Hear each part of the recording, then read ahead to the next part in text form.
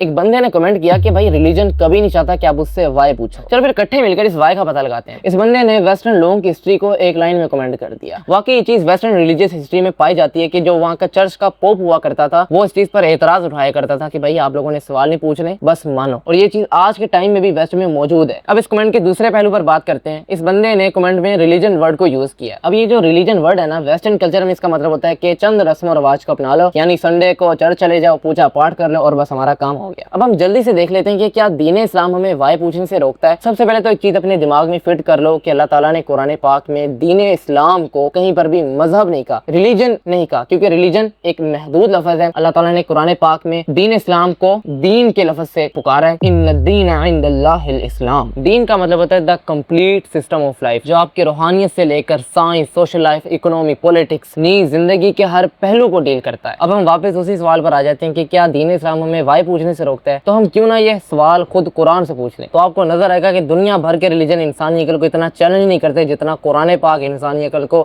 اس چیز پر انفسائز کرتا ہے, ابھارتا ہے کہ انسان غور و فکر کرے, اپنی عقل کو دہرائے. قرآن میں درجنوں جگہ ہے افلا تعقلون, کیا تم عقل نہیں لگاتے, کیا تم عقل سے کام نہیں لیتے, افلا یتدبرون, کیا تم سوچتے سمجھتے نہیں, کیا تم غور و فکر نہیں کرتے. تو اگر اسلام کو انسان کے کوشچن کرنے سے ڈر لگتا, اس چیز پر کیوں انفسائز کرتا. اور اگر کسی کو ابھی بھی لگتا ہو کہ دین اسلام میں سوال پوچھنے کو برا سمجھا جاتا ہے تو آپ قرآن پاک کی سورہ بقرہ اٹھا لیجئے. وہاں پر حضرت ابراہیم علیہ السلام نے اللہ تعالیٰ سے ایک دن سوال پوچھا کہ یا اللہ تعالیٰ تو مردوں کو کیسے زندہ کرتا ہے. تو حضرت ابراہیم علیہ السلام کے سوال پر اللہ تعالیٰ نے انہیں ڈانٹا نہیں کہ تم کس طرح سوال پوچھ رہے ہیں نبی ہو کر, بلکہ بڑے شفقت سے ان کے دل کی بات کو زبان پر لانے کے لیے اللہ تعالیٰ نے سے یہ پوچھا کہ کیا تمہیں یقین نہیں. اللہ تعالیٰ کو تو پتا تھا ان کی نیت کہ یہ کس نیت سے سوال پوچھ رہے ہیں, لیکن اللہ تعالیٰ نے انسانوں کے لیے, تاکہ انسان جب قرآن میں پڑھے تو اس کو پتہ لگے کہ حضرت ابراہیم علیہ السلام کی نیت کیا تھی یہ سوال پوچھنے کے لیے, تبھی اللہ تعالیٰ نے پوچھا کہ کیا ابراہیم تمہیں یقین نہیں. تو حضرت ابراہیم علیہ السلام نے کہا کہ یقیناً مجھے یقین ہے, مگر میں اپنے دل کے اطمینان کے لیے, سیٹسفیکشن کے لیے آپ سے یہ پوچھ رہا ہوں. تو پھر اللہ تعالیٰ نے ان کو زبانی جواب نہیں دیا بلکہ پریکٹیکلی ڈیمو کر کے دکھایا. اور بھی بڑی مثالیں میں قرآن پاک سے ملتی ہیں, لیکن میں سمجھانا یہ چاہتا ہوں کہ دین اسلام ہمیں سوال کرنے سے نہیں روکتا, لیکن ایک بڑی گہری بات آپ سنتے چاہیے. اسلام نیت کو دیکھتا ہے کہ انسان کی نیت کیا ہے سوال پوچھتے وقت. اگر انسان کی نیت سوال پوچھتے وقت, کیوں پوچھتے وقت یہ ہے کہ میں اپنے دل کا اطمینان کر لوں, اللہ تعالیٰ سے قریب ہو جاؤں, اگر اس کی نیت ہدایت کی ہو تو یہ اس کا کیوں پوچھنا بھی عبادت بن جائے گا. لیکن اگر اس کا یہ سوال پوچھنا محض تکبر کے لیے ہے, محض بحث کرنے کے لیے, تو پھر اس کا جواب اسلام کہتا ہے خاموشی ہے.